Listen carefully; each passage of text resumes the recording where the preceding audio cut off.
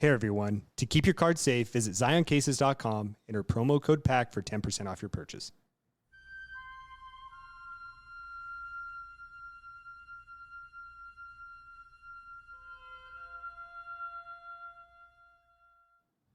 He's back. He's back. We're getting our Tim back. And we're the three best friends that anyone could ever have. And we're the three best friends that anyone could ever have. And we're the three best friends that anyone could ever have. And we'll never, ever, ever, ever, ever leave each other. What do you have in your eye, Tim? I think I got some spark fur in my eye. There's an atom. Oh, it's a 101.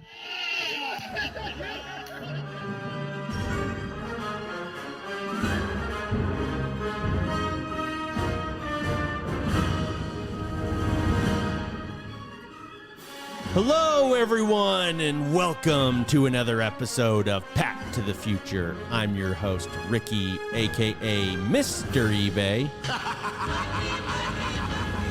And I'm joined by my co-host and partner in crime, Dr. Chad. Someone called for a doctor? How you doing, Doc? I'm good, buddy. We're joined by Papa Panda himself, back from Disneyland, ladies and gentlemen. Woo. Please welcome Dr. Tim. Here we go, baby. Prepare to be underwhelmed. Well, on this week's show, I am so excited.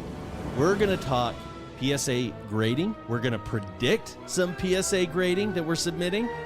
But before we jump into that, we've got a super fun topic for you all in that I want to talk about getting your very favorite card of all time autographed. That's right. We're talking post-production autographs on cards.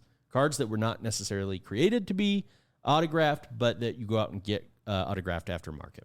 We're definitely not going to all agree about this, which I think is going to bring about good discussion. I think we're going to have very different opinions, and I'm really interested to jump into the different viewpoints, and also we're going to provide some good resources if you have any interest in following this.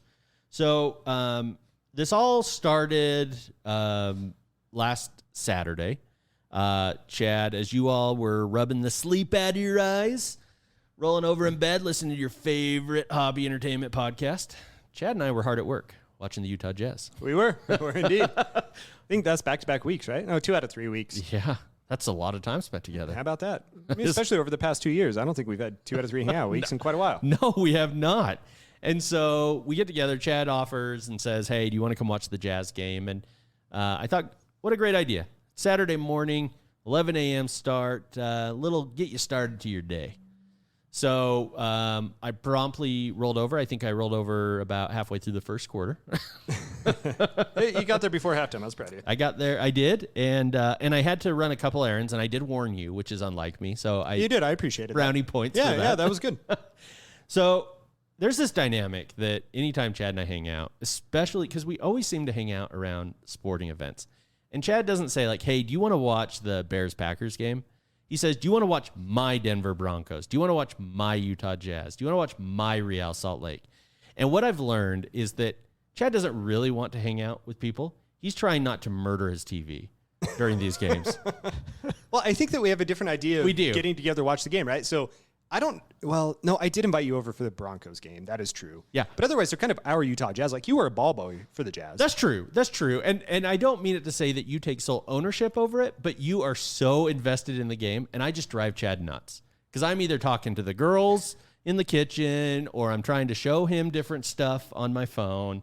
I could not care less about what's happening in the game. He is literally trying not to rip his TV off the wall. Yeah. You're that guy at the Super Bowl party that like is not interested in the game at all and is just distracting everybody Right. else who's Yeah. actually interested. I'm excited to be there. I want to do some hangout. See, I want it to be like when we watch wrestling, Yeah. which is both of our things, where like you'll be engaged with the wrestling match. Right. Something cool will happen. We'll jump up and chest bump and high five. Right. Which would be what I would expect out of you being a Utah Jazz fan, but not necessarily the case. As a matter of fact, Tim has actually been a little bit better of a Jazz game watching friend. You know, a few years back, Donovan Mitchell's rookie year, Tim and I went down, got our faces painted, and went to a game. That was fun. Yeah. This was actually pretty funny. So Tim and I, I know where you're going with this. we had a couple of drinks before the game. You know, we're getting fired up. It's like an afternoon game. We both had off work. It was great. Have some outside beers, go into the stadium, and we have balloons up on our head. Both our faces are painted. How did that happen? We walked across the street or something, right? It was a street party. They had beers by there, and then they had a line, and there was like 10 little kids under the age of 5, and then the two of us getting our faces painted. So that would be second embarrassing only to you and I at the water slide with all the kids. Wait, I need to hear that sometime. This guy tried to stump us with a riddle just to get down the slide, and he almost did. So we get inside, and they're right after the national anthem. I mean, the crowd is fired up. TVs are out there, you know, national television. And I'm sitting there screaming, beer in hand, screaming. A few seconds later, my phone just blows up. Message, phone call. Everyone, you guys were on TV. You guys were on TV. And then the pictures start coming in. And it's me, beer in hand, just standing right next to me in jazz gear, playing on his phone is Tim. He could not have cared less about what was going on 50 feet in front of him. No. And I think he was buying some pandas. And for those show historians, I mean, this is going to be our true show historians. We offered you the opportunity to buy a one-of-a-kind autographed self-portrait of one Dr. Tim. Oh, man, those are still and somewhere. The 1 out of 1 or out of 3 definitely had this photo. Yeah, that's right. You know, Jacob has one of these. He does. He has one. I gave him one at the National, and a couple of those are out there circulating. So next time you hear about these hot and exclusive Dr. Tim items going for sale, don't delay. Yeah, that's never happening again. Hey, we had the time of our life, and we got a good story to tell for it. So as we're watching the Jazz game, I'm doing my classic shtick, and Chad's being a good sport, trying to engage in what I'm trying to show him, but also pay attention to the game. I'm trying to pay attention to the game, but not nearly doing as good of a job as Chad is at multitasking. And what I start showing Chad is really 2 Instagram accounts primarily. And I don't know that these are the 2 end-all, be-all accounts, but I think that they're good examples of the type of what I'll call post-market or aftermarket autographs on cards. The first one is at the P. Ryan collection. The P. Ryan collection. On Instagram. Yep. Not but just at P. Ryan collection on Instagram. Okay. And he has a good example of the types of memorabilia, tickets, and cards that you might get signed at these private signing events. That is where an athlete is putting on I wouldn't even say an autograph show, and we'll get into that in a minute. I think these are really kind of closed off, where the whoever arranges for the event maybe brings a ton of items to get signed, and then they allow other people to send in items and charge them as well. Okay. And I think he does a really good job of demonstrating the different type of products. So I kept showing Chad P. Ryan Collection on Instagram. And then the other one I showed him, and Chad follows this guy as well. It's at TBGraphs27. And I thought that this kid does a good job of demonstrating how to go and hustle and get in-person autographs. This is clearly a kid that's a little bit younger. I'd predict in his 20s, lives in LA, and is able to go out and get just tons of autographs of everyone. And I'll dive more into him. He actually has a 2018 Heritage set. He's collected the whole 400 card base Heritage baseball set. Baseball, okay. Yeah. And he has had 333 of the 400 signed. That is so absurd. What? That is so absurd. 83%. That's ridiculous. And he has other friends, if you look around on his comments, and it's clear that that's kind of a thing to do. And in particular with Heritage Baseball. I've seen multiple users that will post their autograph count. And I'm guessing that what they're doing is going to spring training or in an area where a lot of baseball's coming through. So I thought that was really cool. And these are just 2 good examples if you want to check their accounts out and follow along as we're talking. Now, quick aside, Tim, you went to spring training. You have been to spring training in the past, correct? I have, yep. Did you seek out autograph opportunities? I did not. Were they there? Were they there to be had? Do you remember having a feel for that at all? I mean, the crowds are significantly smaller at spring training. The players are a lot closer. I mean, I could see how that could happen. But then on the flip side of it, there's not always going to be the star players there, right? Because, I mean, they're not all playing like a full game.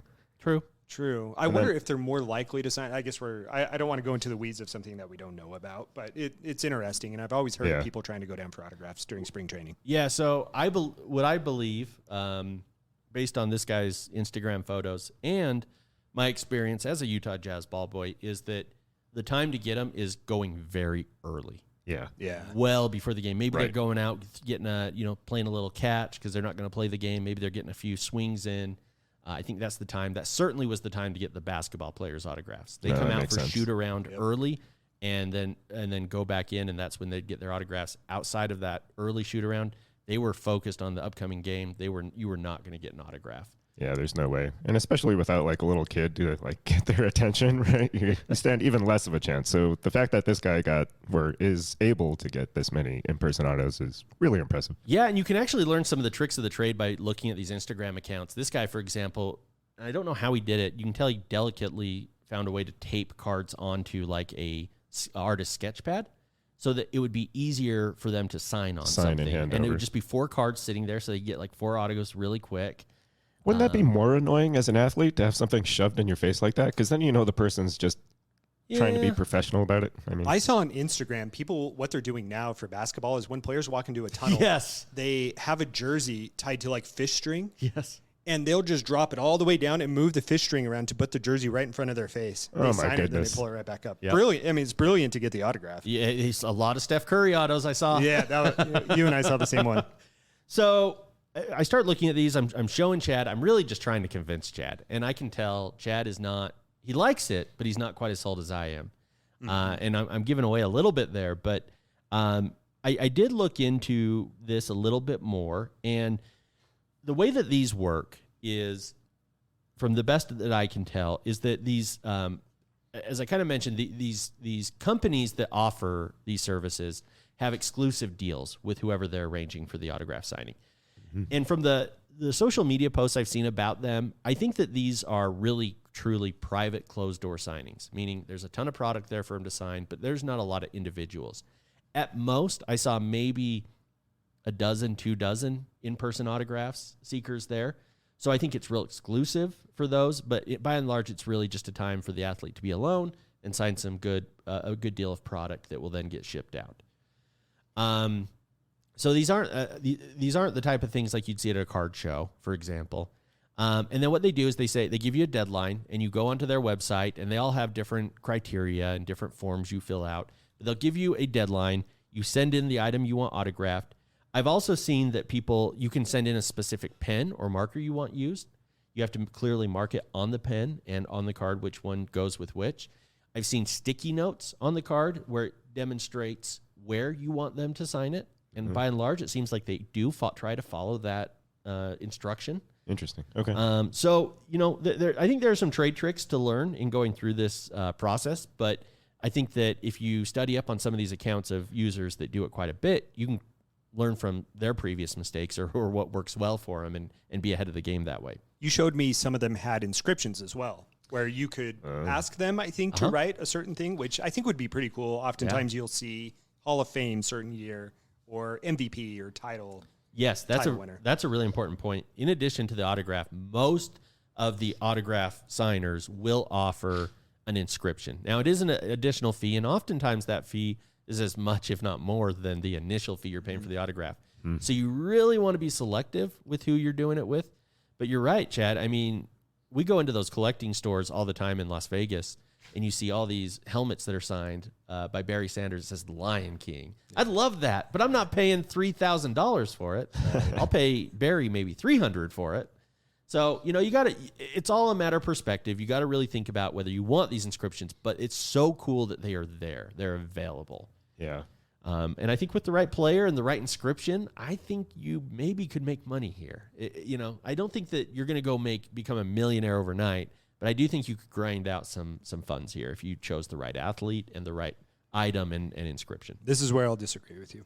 Okay. You want to do that now? We can, or we can just keep going down the list. Okay. We'll come back to it. Great. So the other thing that I kind of pointed out, and I really want to bring a lot of attention to, is in addition to the inscriptions, there does not appear to be an additional fee for using a specialized pen, other than you have to send in the pen or marker, and I'm guessing you oftentimes may not get that back. But small price to pay, and you got to really think about this. There are all sorts of different ways you can have your card autographed. Paint pens, markers, different colors. So if you put some work into it, you really can get a unique, one-of-a-kind autograph, I feel. Yeah, that sounds about right from some of the examples I've seen online, too. Yeah. I've always wondered, right? Yeah. So I think we're at the point. What do you guys think about these types of cards? I'm happy to start with you, Timmy. These type of cards as far as like the inscriptions and like the different pens and customization options, or just being signed in general? Yeah, getting an autograph signed by the producer versus getting it signed after the fact. Cool, lame, I care. Think, like from a collecting perspective, I would think that that's a lot cooler, right? Because I think they would take more time, right? They probably do take more time, a little bit more care. And you know for sure that they're really like focusing on it and really holding and, handling, I guess, your item. And I think just that thought is pretty cool. Yeah, definitely. Yeah. I mean, all on card. That's a big argument. No stickers. Right. Yeah, screw stickers. And stickers are becoming more and more and more common. They are. Is this something you would ever buy? As far as like an in-person auto? Would you go get a card and work? Would you seek out the service? Right. The service. Yes.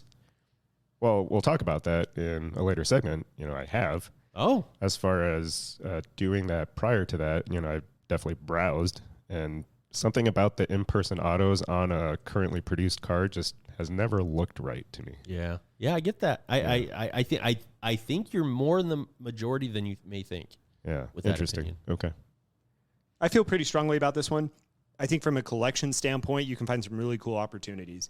But I think you have to look outside the box, because a lot of the cards, should I say a lot? There's a majority of cards that I see right now that I desire to have that are already autographed. Yeah. And to me, even if it's on a sticker, there's no value, sentimental or monetary, that would make me want to peel off a sticker and get it hard signed. I almost we need to pull the curtain back. I almost stopped Chad's heart so while we were watching the Jazz game, I threw that out to him. That's something you could do. You could take a Panini Prism card with the whitewashed area where they put the sticker. You could remove the sticker and then get it on card autograph. Has anybody tried removing a sticker? Like, does it leave behind residue? Does it come off? Ricky, I didn't say that as a rib at you. I just meant, honestly, I would never do it. Well, no, I understand your point. I'm just saying, when I brought that up, Chad's eyes got the size of saucers and his head almost exploded at the idea of it. Like, it didn't compute. If you were to ever buy a card that had a sticker autograph on there and you peel that sticker off, the card is worth nothing. Well, sure, yeah, you've destroyed the card. The Not card only is just altered, you straight up destroyed the card. Yep. The authenticity goes right out the window and the card is destroyed. Now, from a collector standpoint, I think if I went back a little bit, that there were some examples that I could find, but it was a little bit harder for me to find those examples. And maybe it's just the creative side of my brain wasn't working that day because I was screaming at the Jazz. Mm-hmm.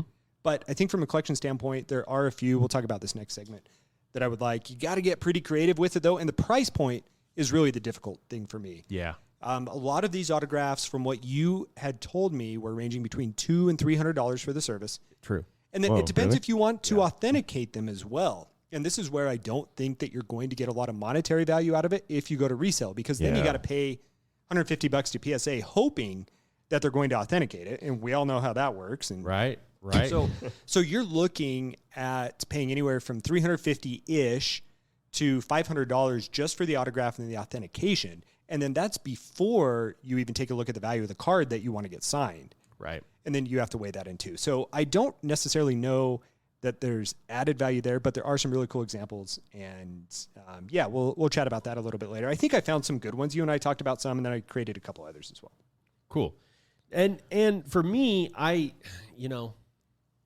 going to play devil's advocate and argue that it potentially doesn't destroy a card if you were to remove the sticker. Yes, I think you've severely decreased the pool of interested buyers, but I do think there's still going to be a subset of that pool that is going to find, if you can do it cleanly, right, and really make it a true on-card Prism autograph, for example, I think that, we could. I think that that honestly there's going to be a subset that's going to really want that. It's going to be a unique card. Although I do have to note that you're right in that it does completely void the authenticity on the back of the card that says, hey, this card was signed in front of a representative of Panini. But that's questionable to begin with, right? It's true.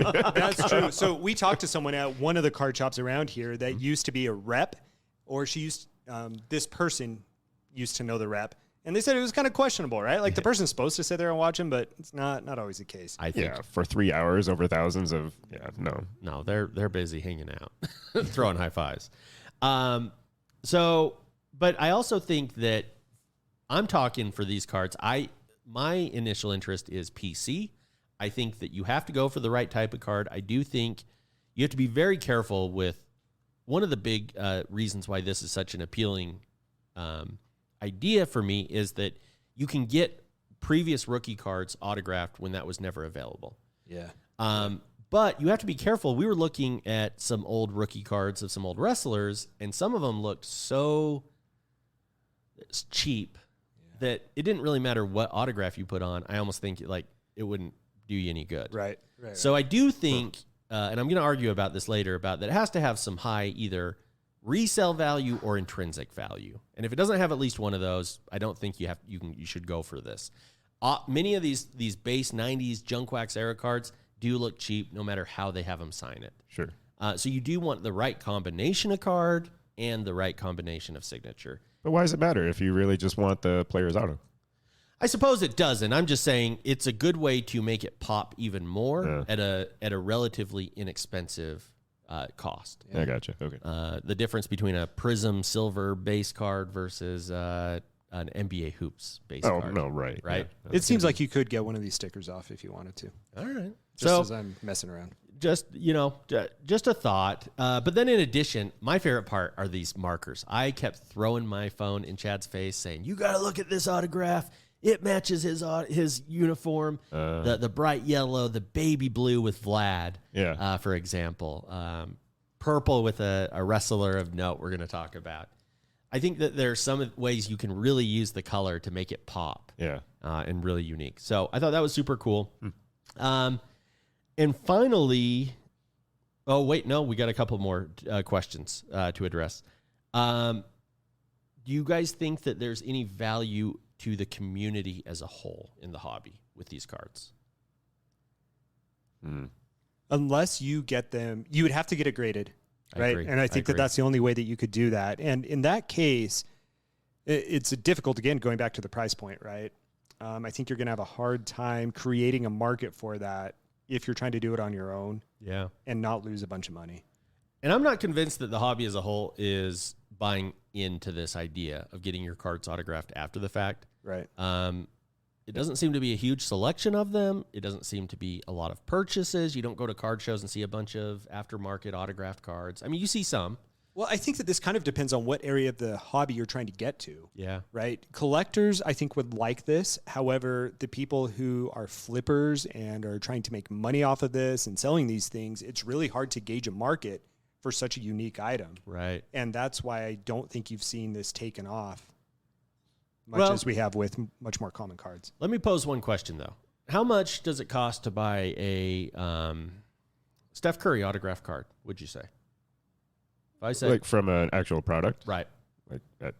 Grand plus? Yeah. I mean, a grand minimum, probably close to $1,500. Is it? Nah, a couple $100. No way. I'll pull it up. Yeah, truly. I just think about stuff that, I've seen in Flawless and other. I don't think that this works with most athletes, but I do think that there's the very, very top. And if you can find the right deal, and if you're patient and willing to submit to PSA, you're right, Chad. You do have to take a gamble for quite a period of time. You have to get it autographed. It has to come back the right way. You got to send it off to PSA. But I think if you do all that, I think there's the potential to make a little bit of money. But I think that's where the value is not added to the hobby. Like I've scrolled through some searches during just my usual stuff for like Luis Robert or Frank Thomas, for example. And you'll see like a run of 10 cards, right, that are all nearly identical, right? Like if you'd have to open up each photo and examine them super closely. Right. Basically selling an in-person auto. And like, do we need 20 of the same card by a guy who's clearly just in it to flip it? I don't think so. True. Right? I mean, you see right through that and just looks like money grubbing. Yeah. Well, and I'm just Which it is, thinking, I'm just thinking that this might be an opportunity to get some of those really expensive autographed items by going directly to the source. And if you can do it that way and save some money, maybe you can make some money. Again, I just don't know if the demand's there for these aftermarket autographed cards. But if you're, you also posed the question, Chad, and I thought it was a really good one, of whether or not we would ever get into specifically designed cards, custom cards that maybe we've created or you know someone, and have those cards autographed. Yeah, we've seen one of our hobby friends do that. Yeah, we have Wax Museum Kyle, and I don't know. My feeling on this is, if it was a unique piece of memorabilia, like a card that Chad recently purchased, which was autographed. Can I just say it? Yeah, sure. Go ahead. The Jeremy Piven autographed Ari Gold you're business right, card. Right. Yeah. That is a custom card I would want autographed because it makes perfect sense with what that character was, why he's important. Yeah. I also like the idea we've talked about, and I've seen online, a custom card where they've put in a ticket of the event. You know, like when Ricky Henderson set the record for stolen bases or whatever, they'll put it into a custom card. I would love, especially if the image depicted the special event from that game, to create my own patch auto. Oh, that would be fun. I think that might be kind of cool and unique. But other than that, I don't think I'm, for the most part, into this idea of custom cards. I did see there was a YouTube channel, the Comeback Card Collector or Investor. He bought a massive poster that it might have even been a painting of the 92 Upper Deck Shaq. You know, the black. Oh, yeah. And Shaq had autographed that. Oh. And he always had it up on his wall behind on his YouTube. And I thought that was the coolest thing I'd ever seen. That is. You know, you're not ever going to be able to make a lot of money reselling that, but it's so unique and it's just so cool that type of thing, for whatever reason, that flips it for me. Okay. And I don't know why, but I guess it's more the collector aspect that Tim was talking about earlier. Yeah, the uniqueness, right? Yes. Yeah, I mean, that's definitely the value there, I think. Right. Yeah. Well, and what I would encourage you finally all to do is, if there's an athlete out there that interests you, the way I was able to find a lot of these was simply by Googling the athlete's name and then private signing. I think it's a good way to find out. You should at least investigate what your athlete is charging and what they're allowing. Yeah. And here are a couple examples that I've been able to find awesome. in case anyone wants to give them a follow as well. Nice. The first is Fidderman Sports Group at Fidderman Sports, 1T. Fidderman at Fidderman Sports. They have licenses with all WWE athletes, including The Undertaker, Hulk Hogan, Ric Flair. They contract with Mike Tyson, Emmett Smith, Lawrence Taylor. Okay. So they've got a good range of athletes too. And these guys all have Instagram accounts. I'm going to give them to you if you guys want to follow them and see when upcoming signings are happening. The second one is USA Sports Marketing at USA Sports Marketing. They have LaMelo Ball coming up, Vlad Guerrero Jr., Wander Franco, Ronald Acuna Jr., Nikola Jokic, Steph Curry. You've got Famous Inc. at famousinc.com, DOTCOM. At Famous Inc., DOTCOM is the username. They've got Larry Bird, Nick Saban, Lawrence Taylor. In addition to Fidderman, they've got David Ortiz. They've got Julius Erving, but I do have to warn you, he bends his cards in half when he autographs Oh my them. gosh. You sent us that photo. Oh my God. Just losing your mind. How'd you find that? By going on their Instagram. It is posted on their Instagram. I might not recommend using that user. That is for Dr. terrifying. J. I'll put it up on our blog. I'll create a little thing about it and throw it up there. They've also have in addition to Julius Erving, they've got Allen Iverson, Jerry Rice. And then here's a really interesting one. And here's why I really encourage you all to research these things. Nolan Ryan. Yeah. You can go to his foundation, NolanRyanFoundation.org, and for $75, they'll sign any card you want. You will? Yep, for a donation to his foundation. Huh. takes 8 weeks. You send it in. He returns the card. Or he'll do baseballs. He'll do all sorts of stuff. They all do all sorts of stuff. So I thought, hey, if you're a huge Nolan Ryan collector, he's one of the best pitchers in all of history. How cool is that to go get an auto on maybe your favorite card? Yeah, that's not bad at all. Plus, he's like, anyway. But that's well, cool. and they've got that at P Ryan Collection posted some. He's got the Top Stadium Club where he's in the business suit, but he's getting ready to throw a pitch. Stadium Club's always done those kind of unique photographs, and he got that signed in silver. It just looks really, really cool. I think it's something worth looking at and have some fun investigating this. See if there's maybe that one player out there. We're going to talk a little bit more about some of the athletes we'd like to see signed, but go check it out for sure. But speaking of in-person autographs, I was reading our blog on the show site, Chad, at pttfpodcast.com. And guys, I was laughing hysterically at Chad's story on obtaining Kobe Bryant's autograph in person. It's a fantastic story. Chad, the photos you posted of Eddie Jones flipping you off and Lil Pell Doc next to Shack Attack had me rolling.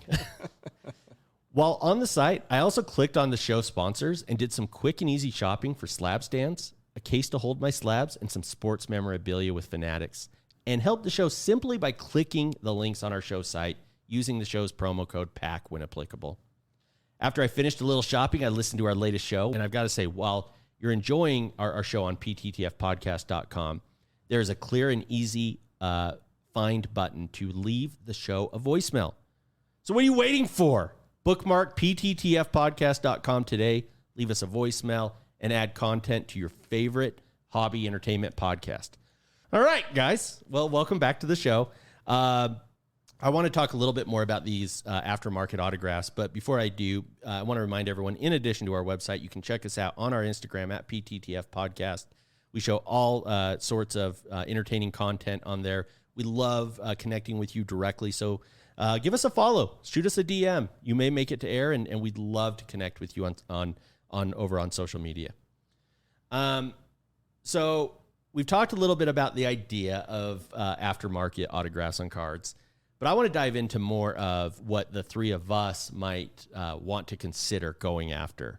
Who would we want autographs from, and how would we want that to look? So, Chad, why don't you lead us off if you're comfortable? Yeah, sure thing. You want some examples? Yeah, of who you're going after. There's one we talked a lot about Saturday. The Undertaker! Yes! Yes! That was really the one that grabbed my attention. He's got a pretty magnificent autograph. Okay, I don't know how to describe this other than it's what you could picture the autograph of an Undertaker looking like.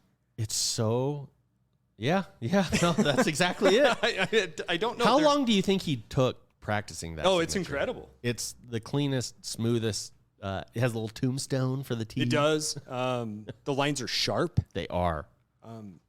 It looks really good. So my example, now there were lots of Undertaker cards. Right. And this was the hard part because the cards that I thought looked really cool to have an autograph on them, most of them already contained an autograph. Yeah. Right. And so I was also trying to find something that was unique, but also something that was valuable so that at a price point I could justify to myself paying $200 or $300 and then another $150 to get it authenticated just to match the rest of my collection. Right. And I couldn't readily find one, right? I mean, we looked at one that really threw me off. It was like a Topps Chrome Heritage Allen and Ginter. Oh, yeah, the black Honest and white to goodness, like all three of those names were in the title. It was the weirdest thing. Yeah, it was Topps Heritage the Third, Allen and Ginter. Yeah, the weirdest thing. It's so bizarre, Tim. I thought it was fake, and like I mocked baseball for an hour because of it. Topps Heritage Chrome the Third. Allen and Ginter. Yeah, it was bizarre. So it looks like a chromium card. It just has a picture of the Undertaker from like the waist up, in his jacket and his hat, just looking like a complete Undertaker bad dude. Nice. The card wasn't super valuable though. It was about a $50-ish card raw, and I wanted it to be worth a little bit more. So I don't know, but the example that I did come up with for this one, I'll get to it since I have two other examples, is the 1991 Classic Undertaker. Now, the 1991 Classic series has 3 or 4 different versions of the Undertaker photo. Yeah. And 3 of them are in action, like in the ring against people who I didn't readily recognize. He's not doing the tombstone in any of them. which I thought was a perfect opportunity, but maybe that wasn't a signature back then. But one of them is just a shot of the Undertaker. And blue or purple borders, and I thought that card would look really cool. That would. There are some of those that are autographed and authenticated by PSA, but the pop count is low. And, that's kind of something I'm into. It is. 25 for a total pop count. Okay. Of those. Now, there are some that are available on eBay, not of that exact card, but the other 1991s for about $350. So it's like, do you want to pay for it already done? Yeah. Or do you want to go do it yourself? Right. So that was the first one. Two other ones that I came up with after this. I'll be quicker with these. Oh, you're fine. The 92 Stadium Club Beam Team Shaq. Yes. Yes. We don't need to rehash why I like that card, but I thought that would be really cool. Uh-huh. There are 18 that are authenticated and in existence with PSA slabs. Wow. I thought that would be pretty cool. And that card's at a little bit better price point if you can get a good card that isn't beat up. Yeah. Now, here's a caveat to this. What do you do? Do you try and buy the nicest card you can find, ship it to them, and hope that they don't handle it like Dr. J? Yeah. And then hope it comes back in good shape? Or do you just find any card and accept the fact that it's not going to come back perfect anyway and just be happy with whatever the card looks like? I think there's a sweet spot. I think there's a sweet spot where you're hitting just valuable enough of a card that, like, it means something if they get it right, but not so valuable that if you lose it, because there's that real chance, this is all a gamble, it's not the end of the world. Right. And I think probably vintage would define that a little bit, right? Where the price discrepancy between like a 9 or a 10 would be so significant. So I don't know. I'm still kind of working through that process. And then the last one, and this is Homer for our Utah Jazz, is the 86 Fleer Karl Malone. Oh, There's 47 of them that are PSA authenticated, and I thought that would be a pretty cool one. I don't love the color scheme of that card. If I remember correctly, it's Karl Malone in purple yes. in that card, and then you got the red border. So I don't know what color you'd go with on the pen, because you kind of talked about these ink pens before, and oh my gosh, they can really make them pop. I'd really encourage people to go look at those if they haven't. But If nothing else, maybe even like a silver Yeah. would work on that. Or yeah, I something. think it would, just to make it stand out, or just white. Or hell, it's kind of the debate that we were having with HGA, right? Because they did the customizable slabs, and it's Speaking of rest, exactly. But that was the big debate, and kind of the cool thing about it is you could make your slab customized based on the card design color scheme or the uniform. this is the part that really grabs me. Yeah. And when you start talking about that, it's a lot of fun. I mean, you try color coordinating schemes of your card to autograph color. I mean, here we are, grown men figuring this out.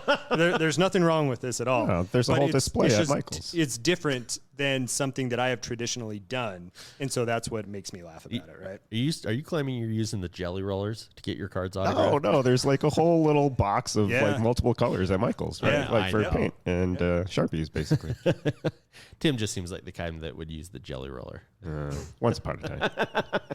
So those were my three. I think- 91 Taker, 92 Stadium Club Beam Team Shaq, and 86 Fleer Malone. So, of the Taker, did you get my text earlier today? I did, but I wasn't actually able to pull it up. I'll do it right now. Okay. Tell me what you think about an let's item. See. Let's see what we got These are here. the types of items you also can get signed. Let's see. Oh, that's right. I did remember seeing that. We talked about this. We did. So when we were talking about The Undertaker, I ran it by my wife, post-mortem plans for when I'm dead. I forgot about And I told her I was going to buy my casket now and just ship it to The Undertaker and have him sign it. So Oh, that for my all goodness. of eternity, I'd have The Undertaker's autograph, staring me down. And Tim used to have an autograph of a Michael Jordan poster, really big one that was really big autographed. And like it was autographed so large on this printing that I just pictured Michael Jordan with those like oversized, massive 6-foot pencils that we used to see. And then he was just holding a pen version. Yeah. And that's what we were picturing with The Undertaker signing Chad's coffin. Right. Yeah. Like a charcoal steak. And right? if I happen to die young, before The Undertaker, just have him tombstone me right in there. I want you guys to flip the casket closed, have Undertaker sign it, and then just throw me in the ground. And we're going to put a little, his record. 'Cause Yeah. Forever, Undertaker was undefeated at WrestleMania. Now he's lost like once or twice. Right. So he'll be like 28, and if he's 27-2, we're going to make him 28-2. He's going to take one more victim in Chad. I like that. Yeah. One more in the win Yep, column. Yeah. Inscribe that. Yeah. So, yeah, we've seen on eBay, they have like miniature caskets that you can put an action figure in that are autographed as well. You can get creative with this. I'm not saying that's the answer, but I do think you should go around and look on some of these Instagram sites to get some ideas. It's a bit of a rabbit hole. It is. When you start color coordinating and thinking about these different things that you can send to them, it's a lot of fun. It is. So I threw out some of my cards. I agree with you. Undertaker is happening. Yeah. I'm considering going, and tell me your unbiased thought. Okay. I'm considering going Panini Prism Silver. Be honest. Share with the listeners your feeling on Panini Prism. Okay, so Undertaker. I don't like the photo. Yeah. I don't like it a lot for an initial and potentially only set for WWE coming out from Prism. Right. There are so many iconic photos of the Undertaker that they should have taken. They could have gone Hell in a Cell versus Mankind. I think any one of those, throwing him off. Can you imagine? Would you take a horizontal card if it was Mankind head below his feet going down to the ground? Oh yeah, Wow. for sure. Yeah. Can you imagine? But Yeah, the that'd be photo like a that they timeless selected- moments type thing. Yeah. That'd be awesome. Oh, buddy, how cool would that be? Yeah, you screwed up, Panini. So I agree, and I'm debating it too. It's just a black outline. It's not even really his photo. Oh, but Silver Sharpie would pop on that. Yeah, it I really think it would. would. The Silver Sharpie would pop on there for sure. I wonder what other Purple? Yeah, that's what I'm thinking. Like, is there a purple parallel for that card? I'm sure that there is. I mean, Prism always has 50 different There parallels. has to be. Yeah. You get Yes. a purple background and maybe with a purple or black pen. There you go. Oh, Yeah. yeah. No. What do you have him inscribe on there? Oh, rest in peace. Yeah, Yeah. There you go. Yeah. I would ask him to draw the urn and see if he could draw Paul Bearer standing next to him. There's no way. And have a little bubble. Yeah, have it displayed with like a little voice box next to it. Oh man. Anytime someone walks in the room, lights go off. Paul Bearer. Whoa, whoa, whoa. Oh my God, that would be amazing. Just like have it lit just right, so it just looks like a. The missus would love that one. In addition to that, okay, now here's where I think you can get really creative. It turns into a more of a rabbit hole. Barry Sanders, Kaboom, or Downtown autographed in a Honolulu blue paint pen. Tim, what do you think?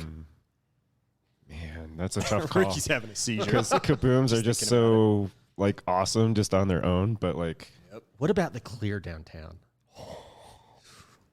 yeah, My pants are that off. would look good. This is really tough, and I don't know what the answer to this is because you're taking such an iconic card and such a hard to find one, and especially if you get a gold or you get one that's numbered, so highly sought after, and you're taking that out of Circulation. circulation. Oh, but if it's truly like PC Vault type card, like what's stopping you? See, and that's the answer. I think Right? it has to be a card. The Kaboom Barry Sanders is never leaving. I mean, literally, it may get buried with me. I mean, it's just never leaving my side. Same with any Downtown cards. I guess you should never say never, but Never say never, yeah. But I mean, if you found the right one in the right color scheme, you now have an original one-of-one Kaboom. You do. If you do it right. So Yeah, could be fun. that would be fun for you. The other thought was his rookie card in either a silver paint pen or Honolulu blue, depending on which card it is. There's a couple versions, tops, clear. When did you discover the term Honolulu blue? Yeah, that's a good question. Like, has that just been a part of your vocabulary for decades, or That's the official color scheme of the Lions for some time. So as a Lions that's the fan, I official knew name? it. that does not answer my question?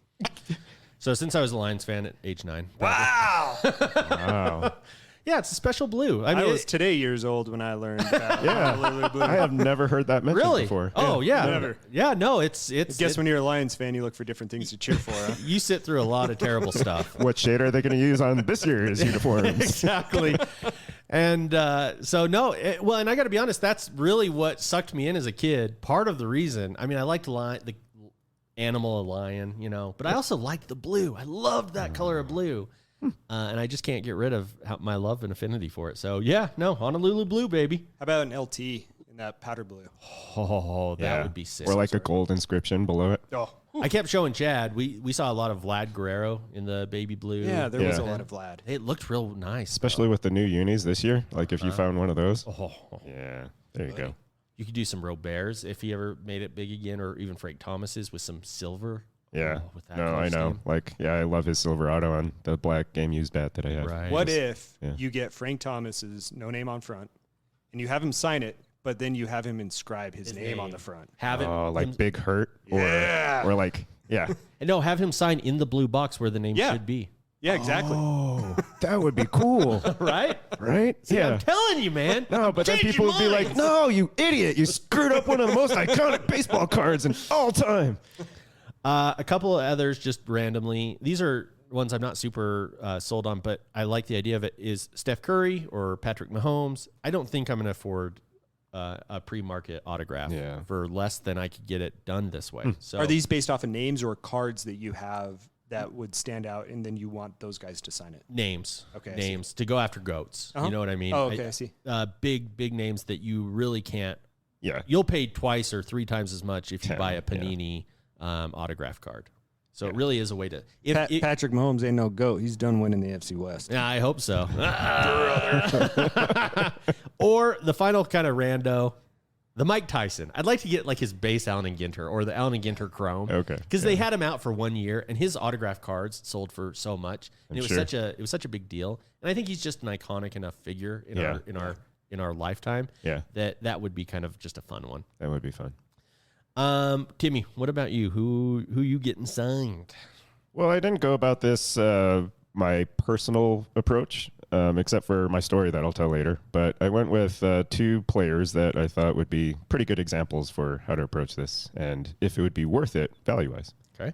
So Justin Herbert is kind of big deal, but he does in-person autos. So his Prism PSA Authentic Silver with a 10 auto for an in-person auto last sold for $949, it looks like. Sounds low. Yeah. His PSA 9 Silver with a sticker auto from the product itself, $2,100. Get out of here. See, You So people sticker. are insane. Sticker versus on card, there's no And they're both graded? both graded. Get out of here. Yeah. See, and there's no doubt in my mind that the hobby as a whole prefers the card meant, From the designed product. as is, right? So it's clear that the hobby wants autographs that were meant for that card. That's why I pulled that But example. my question is why? Yeah, exactly. Why? Right. Are those silver autos numbered? I know that silvers are not numbered traditionally, Not but numbered. are silver auto? Get out of here. Yeah. Get out of Not here. numbered. That's why I pulled this one up because it blew my mind. Did you happen to see pop counts associated with either of them? Oh, no, I I didn't bet do the that pop dive. count of the sticker is higher than the in-person. Oh, for has sure. to It's be. got Yeah, to by be. like a factor of 10 probably. This is absolutely insane. It is. Honestly, I think we're shining a light on an area of the hobby that honestly I don't think people are even thinking about. Yeah. No, I mean, it's just fascinating. You can approach it for so many different ways, right? And I chose Prism because That's a great example. the pop count is like through the roof, right? I Right. mean, you're talking 4 or 5 figures, and so that just seems silly. And then his raw Prism Silver with a sticker auto, surprisingly, actually sold for the same price as the PSA 9. Thought that was weird too. $2,081. So Justin Herbert. But he did his in-person auto. Yeah, he chose or whoever had him sign it chose like a bright blue, like Sharpie paint. Yeah. That really popped. I'm really slow, so I want you to go back, and I'm sorry. No, that's okay. You said that the sticker auto sold for the same price as a Prism Silver? No. He said the Silver Prism in-person auto, so car autographed aftermarket, Yes. sold for 1/2 of the sticker auto. Right, and then I followed that up with a PSA 9 and a raw selling for the same price, is what I was trying to say. I see. Yeah. Okay, I'm sorry. Yeah, Go ahead. that part is not that interesting. I'm but sorry. I'm sorry. Yeah. That is fascinating. And this one's for you, Ricky. Mm-hmm. Mr. Barry Sanders. Yeah. His 89 score rookie card. A little card that you know well. Yeah. Um, Card a note. Yeah. When it's been graded authentic with a 10 auto for an in-person auto, Mm-hmm. it's only about $300 to $500. I saw one as low as $200 as an outlier. Oh my God. That's cheap. That is. His in-person auto graded a PSA 10, however, same card, since it's a rookie card, $3,100. So which would you rather have? Okay, what was the second card? Second card was just the same exact card with an in-person auto, but graded a PSA 10. And the first one was not graded? Not graded, just authentic. Well, I'd buy the affordable one and then get it graded. but no. No, I'd- it's already been graded authentic. Oh. Yeah, in a PSA slab. Oh, versus a Gem Mint 10. Correct, yeah. Oh, I want the Gem Mint 10. I do think that is imperative. I didn't think you'd say that. When I'm buying. If I'm buying on eBay, the casket that I sent Chad is from a user, and you can go check him out. It's at Slabbed and Signed on eBay. Signed and Slabbed. At Signed and Slabbed. And that's all he does, is he goes to these shows and tries to make money off these cards. He's got some interesting ones in there. I've looked at a couple. He's got like some Cecil Fielders and some cards that actually I'd be interested in. But all they do is say is authentic auto. I don't want authentic auto. If I'm sending it in, I'm going to ask for an auto grade. I want an auto grade. That's At least an auto grade, if not an auto and card grade, frankly. You know, it's interesting. That's not the consensus in the hobby. I know. Which is interesting. Yeah, I'm absolutely an outlier. I don't understand the hobby, though. Like, to me, that makes no sense. Well, take Chad's Russell Wilson Prism Silver Auto, for example. A little streaky, right? Yeah. So you would not want that auto graded. You would just want PSA to grade the card. Exactly. But let's break it down. Why is it that you wouldn't? Would you not want it graded for your PC, or do you not want it graded because it's going to cause you to lose value when you want to move the card? Neither. I mean, you'd be so annoyed when PSA slaps a 7 on that auto, right? PSA 10. That's true. Yep. 7 auto. Yeah, like you don't want that on the label. That would be annoying as a PC and to resell. Yeah. No. So it is interesting that way. I think most autos are going to get usually pretty decent grades unless you've really screwed something up. Especially in person. That's actually a trick I've seen used with some of these resellers is what they do is they get the auto graded, not the card. Yeah. Exactly. So it looks like it's a Gem Mint 10. Yep. Got to be careful with that. If you're new for looking at these on eBay, you got to be careful with that. It'll say it just underneath the player name on the PSA tag. Yes. It'll say auto grade. Yes. And then it'll show it on the side. Because I almost fell into that trap with some John Elway ones. Oh, Yeah. yeah. No, that's a good caveat. You do have to be careful with that, and you also have to be careful with if it doesn't identify the name of the card in the label and just says trading card, that means they're not certifying that it's not simply a facsimile printed at home. Correct. Yeah. It could be anything. So be cautious when you're diving into this stuff, but some good ideas, some good fun ways to have fun with the hobby. You want to finish with this story, though, for sure. Oh, no, I wasn't going anywhere, Timmy. Well, I'll start it off kind of serious. So I did pick one card recently. It's the 2018-19 Panini Contenders winning ticket, Rodman. That's got Jordan in the back, right? And figured this would be fun to have signed by Rodman. It's only a $1 card on eBay, and the guy that I sent it through charges $68. Sorry, misspoke. $79 to have it signed, and he would take it to one of these private signings that you mentioned earlier, and then an additional $8 for shipping. I don't remember how much he charged for JSA to put a sticker on it to say it was authentic on site. I didn't know how I felt about having a JSA sticker directly on the card to authenticate it. That's another question. I think I asked you that, Tim, of like when you send it into PSA, do you send it in with the sticker and run and you improve the fact that they may authenticate it, but you also run the risk of keeping that sticker on the card and encapsulating it that way? Or do you remove the sticker and take a gamble? Yeah. After you've already removed the sticker auto from the card. No, but so I went through this process. I thought it was pretty cheap. You know, Rodman autos by themselves, however, though, are really cheap. So over time, I don't think the value was there. I mean, I definitely overpaid to have him scribble on this card. I also screwed up by choosing the wrong color ink. That card was pretty dark, and I was presented with two options, so I should have pushed for a different one. I was given the option of blue ink or black ink, and blue didn't seem like it would pop, so I just went with black because it would at least match the card. Yeah. It came back, and you couldn't even tell that he really signed it. And on top of that, he squiggled like his D, and then he went off card like he always does. So it was a pretty poor outcome all around for the cost. And in typical Tim fashion, you want to know what happened? What's that? You never touched it. No. So I got it in the mail. Like I knew I was going to be disappointed because the guy sent me a picture of it before he mailed it back to me. I looked before the show today and I couldn't find it. I was trying to remember why. But I did the most Tim thing ever, and I think I threw that away because it makes me so angry. Oh my God. And the reason why that's even dumber is because I flipped through, like I have the whole set of winning tickets from that Are you kidding me? And now I don't have the rock. You rage threw it away. I did. There's no one God. on this earth that loves lighting cash hard money on fire more than Tim. No, it just made me too angry because like I knew I paid like over $80 for that, and it was such an annoying auto. So That was his alter ego. We talked. We'll let you guys inside of this someday. But Tim's the Moon Knight of the show. Yeah, we if you called him follow Tom. that series. Yes, And he's a jerk. you really Tommed it. Wow. Oh man. Wow. That is the most Tim thing you've Timmed in a long time. You do have to be careful though, and I have learned this, and I recommend actually. I'm gonna do this. I'm gonna buy a card similar to what I want to get autographed of a crap player and just practice different pens on it. Oh, I highly recommend you do that because I haven't sent in cards. I did with our connection to Nico Mannion, sent him some cards. Oh, nice. To get autographed. And same thing, I didn't think it through. I was like, oh, this will easily pop, this color. And it just bled right in. So you really want to be careful and get the right kind. Truly, a lot of these autographs are truly paint pens. They are painting on the card. and those are the ones that pop.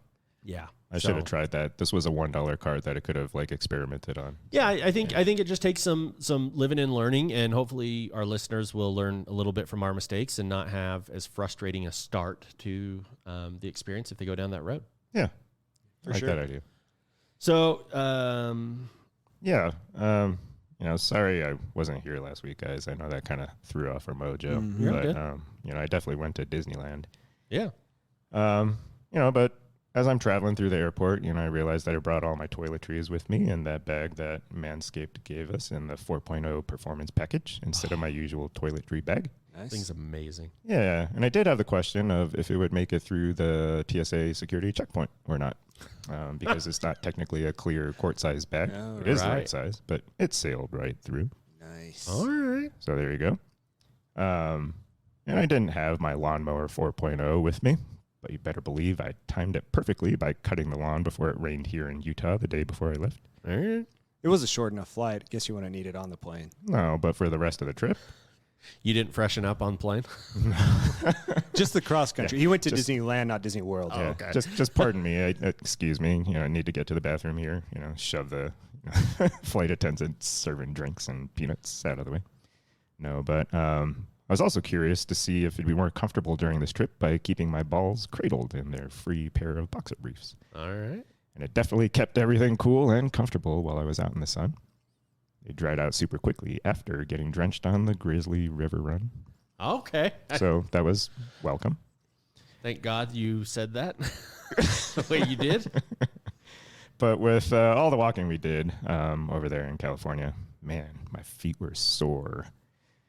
But even though they could have used a good foot rub, it was good that I rubbed some crop preserver deodorant and sprayed some crop reviver on my balls before the day. No swamp crotch for this guy.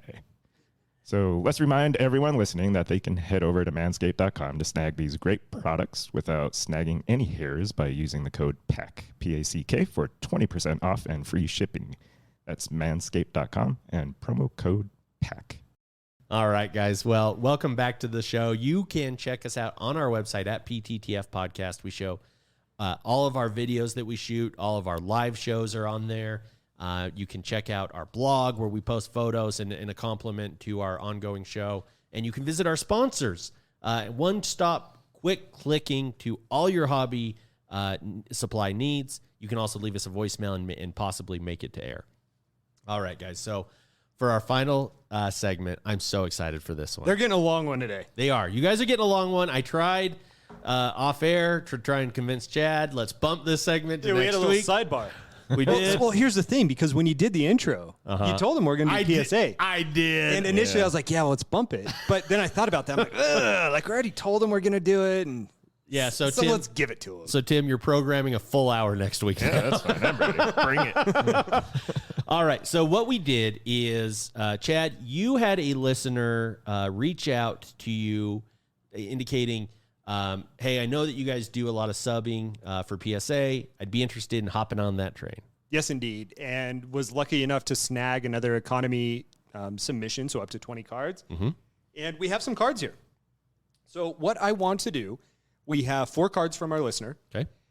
We each selected one of them Yeah. to grade and review. And then I also have some cards that I'm submitting as well. I sent a stack. You guys each selected a card. So what I want to do with this is talk about a little bit about what the cards are. Okay. But then I want us to go through our process of how we grade a card. Okay. Ricky, you mentioned earlier your method is a little bit on the lenient side. Very much so. Tim's kind of in the middle. Yep. And you said I'm probably the harshest. Yes. Okay. Fair enough. I think I used the term. I'll beep that. We're not saying that.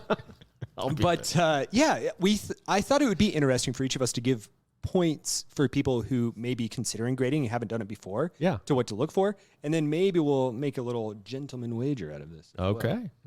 Well, I have the pen and paper ready. I have divvied up which cards we all have. Okay. So we can keep track and continue to follow the saga.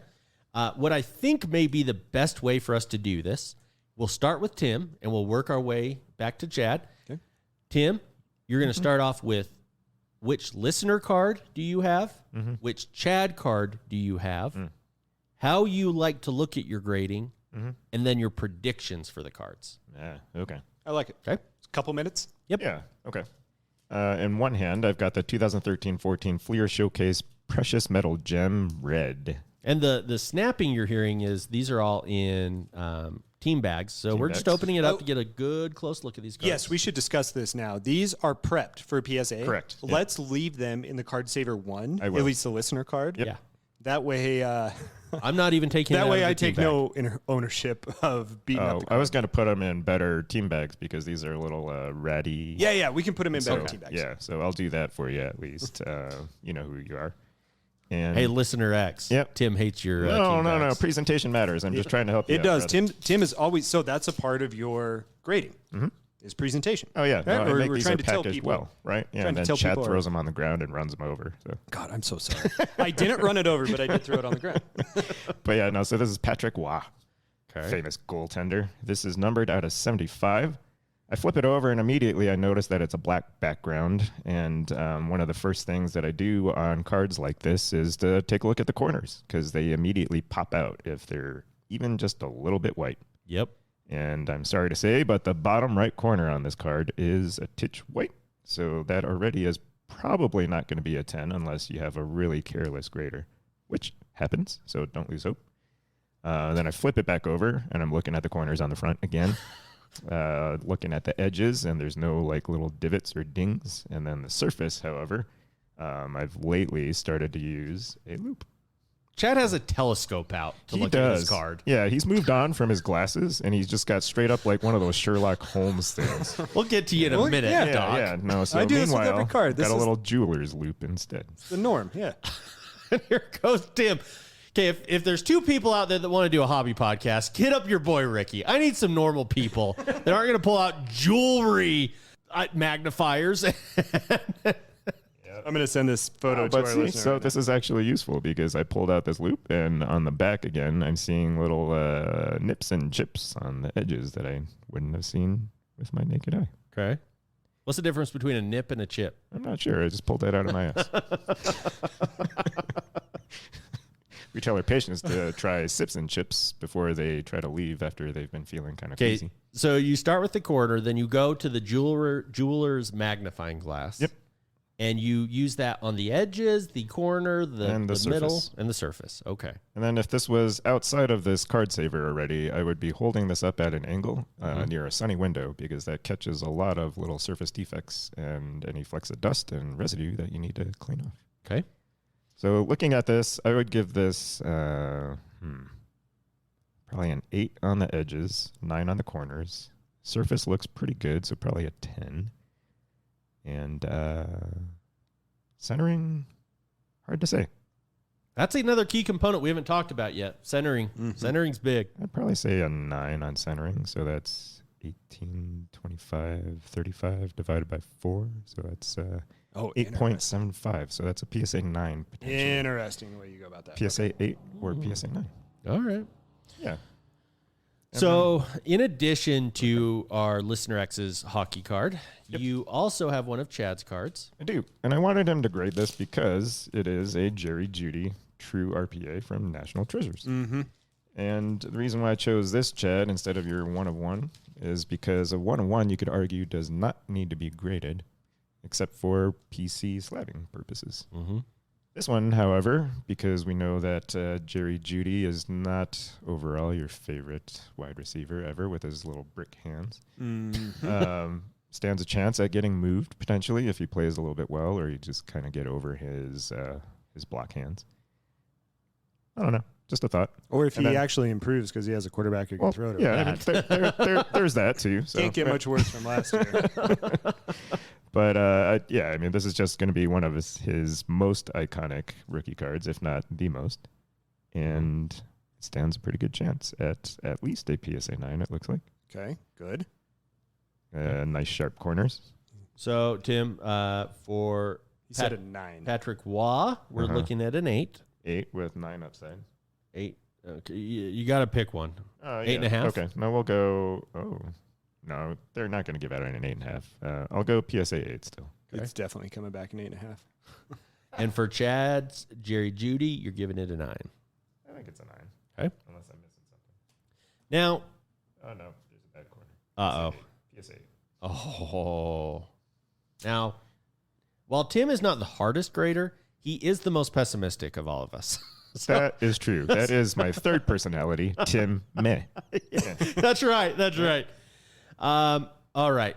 So when it comes to me grading, I am by far the least lenient. I think you can get a better grade than Chad might believe you could get with any particular card. I think that Chad and Tim can be too hard on cards at times, and I think that that's just my view. But I acknowledge they put far more work and effort into dissecting a card. If Chad or Tim are telling you this is coming back at PSA 10 versus me, trust them far more than me. But I may convince you to submit what they are telling you is an 8 or 9. It may come back at 10. That's what I'm saying. So my card from Listener X is 2016-17 Fleer Showcase Hockey. This is the Fleer Metal Universe Ruby or Red Precious Metal Gem. Right? Nailed it. Yep. And oh, it's right here on the back. Should have just read the damn thing. For me, I'm similar to Tim. I like the two things for me are centering and corners, because those are the two you can just look with your naked eye and for the most part get a general idea of whether this is a card that's going to be in the grading neighborhood or one you want to stay away from. Looking at this, and then after that, I'll do the same thing Tim does, where I'll try and catch some light reflection at a certain angle, and sometimes I'll pull out a magnifying glass if I'm really on the fence. But by and large, I like to go naked eye. I like to look at the surface with the light, look at the corners for any white. I look front and back corners and edges of the card. With this OV, it looks pretty good, actually, overall. There's maybe one suspect corner. And then on the back, the top edge shows a little bit of white. But I am predicting this card. There's a tiny bit of white on that corner, on the top right corner in the front.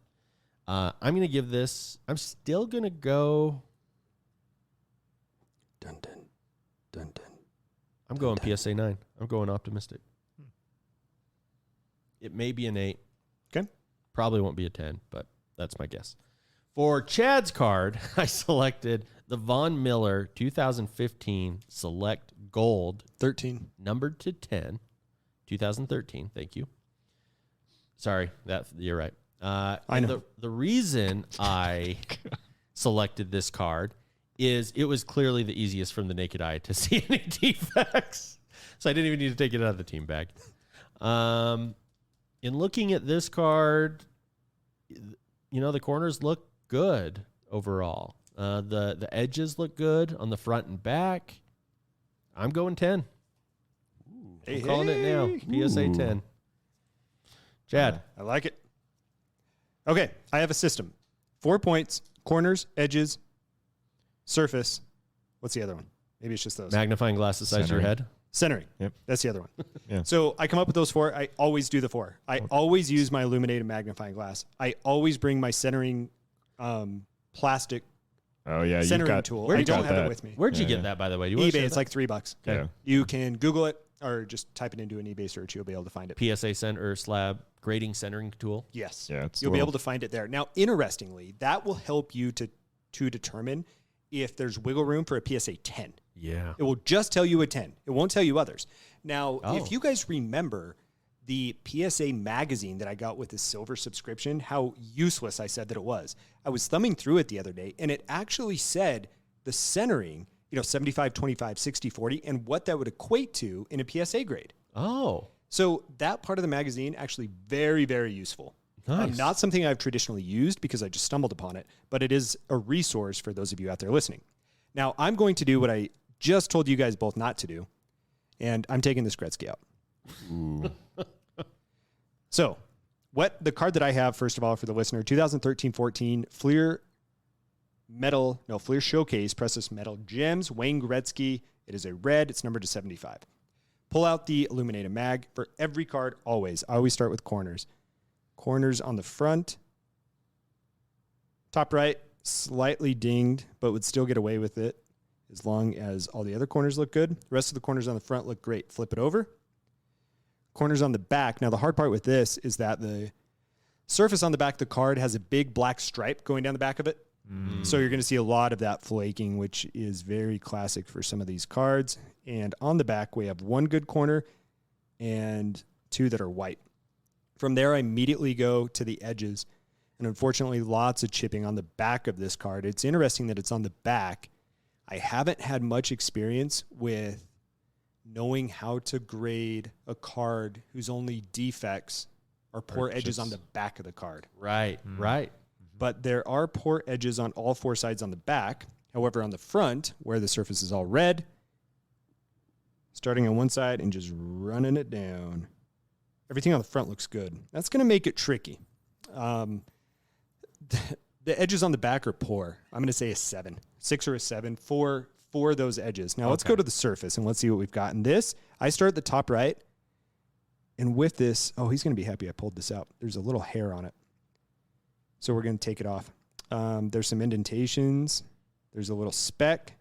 For each one, either not a print line, but a color almost skip, so like a chip in the color. Right.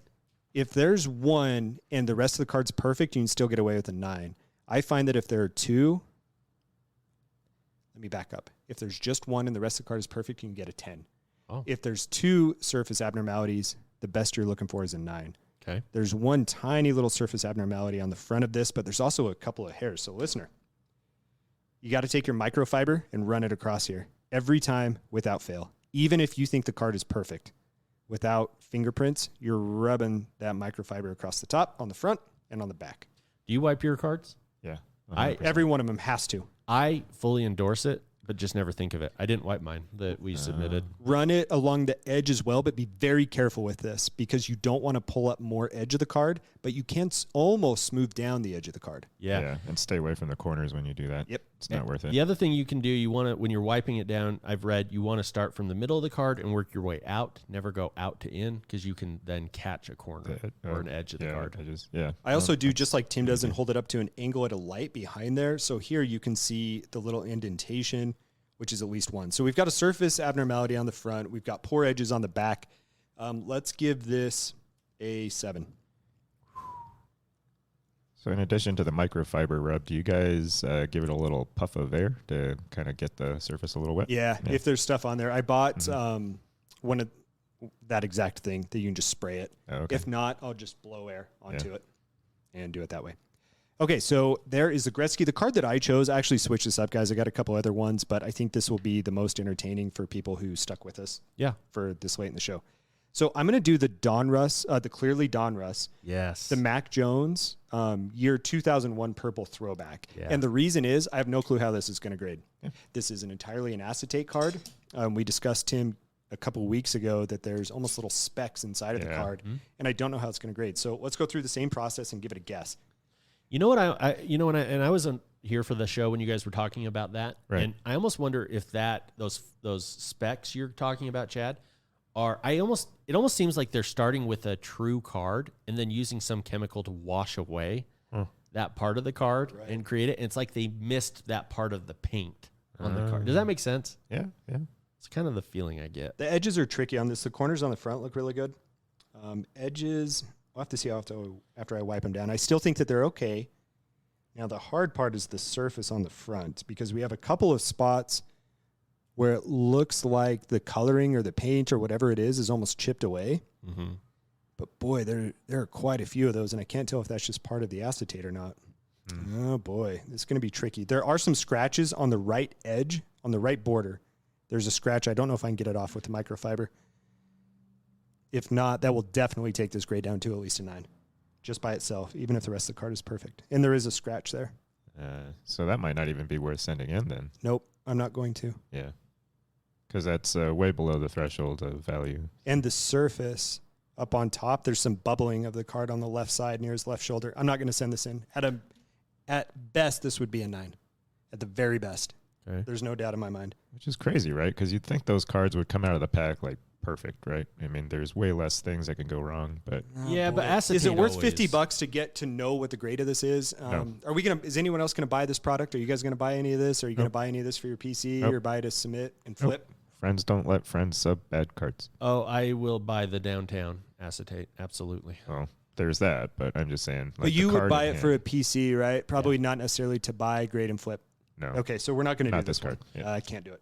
I might have an acetate card graded at home. I'll see if I do, and if You I do, I'll do. bring it in. The Ronald Acuna, like stained glass type Sold card from Allen and it. Dinter. So I just sold it. Oh.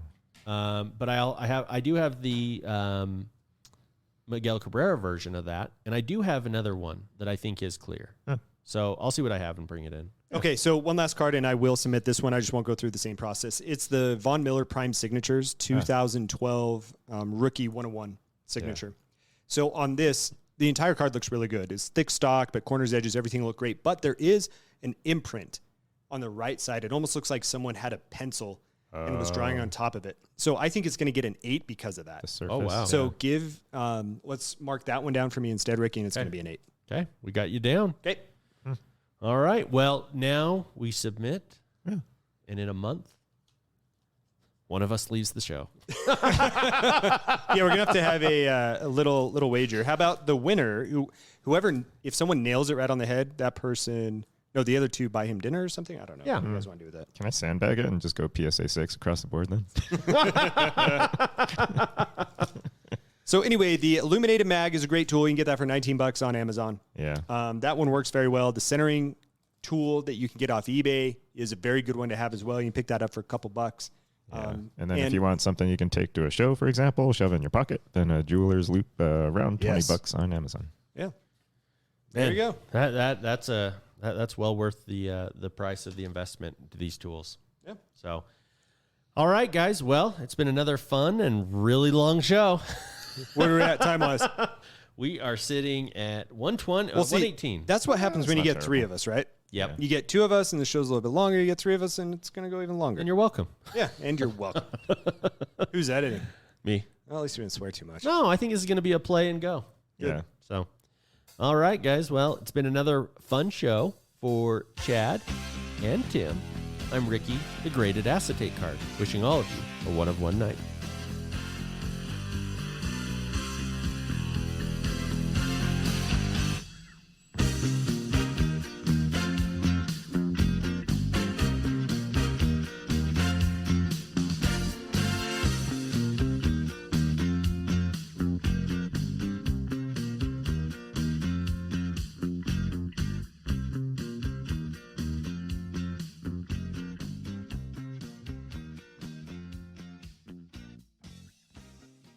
Tim, what ride did you purchase the most NFTs on? Had to be Small World, right? Most amount of Oh. downtime. The line was like 50 minutes to get in, and the entire queue was like just out in the sun. Even P was like, no, I don't want to stand in line. Woof. So you didn't, hold on. We did you not. did not ride It's a Small World because the line was too big. Yeah. Like that's not in my mind, that's not a ride worth standing in line. Yeah, for. I completely agree with you. I find it almost unbelievable. There's a line for It was a small world. That's how bad it was this weekend. So Brutal. yeah, I feel like card cheating. shops. No card shops. So 2 weeks ago, when you were talking about Alvin Kamara, who were you really talking about?